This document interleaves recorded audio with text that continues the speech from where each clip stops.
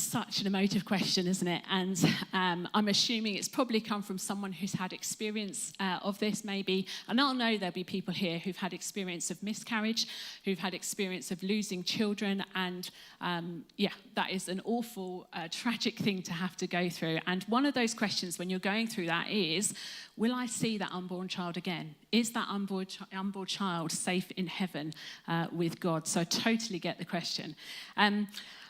I don't think we know for sure. I don't think the Bible says explicitly that unborn children go to heaven.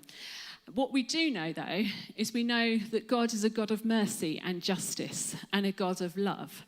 And so I think we can maybe assume from that that's what God would choose for unborn babies to go to heaven. I also think there is something in the Bible that does hint of it. It's back in the Old Testament, King David, he has an infant son that dies. And in 2 Samuel 12, he says this about his son that's died. He said, I will go to him, but he will not return to me.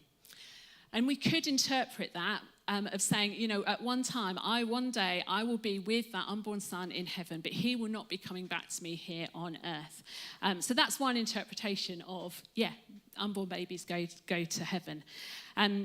Like I say, the Bible doesn't explicitly say it, but I think, knowing who God is and a God of love, we can probably assume they do.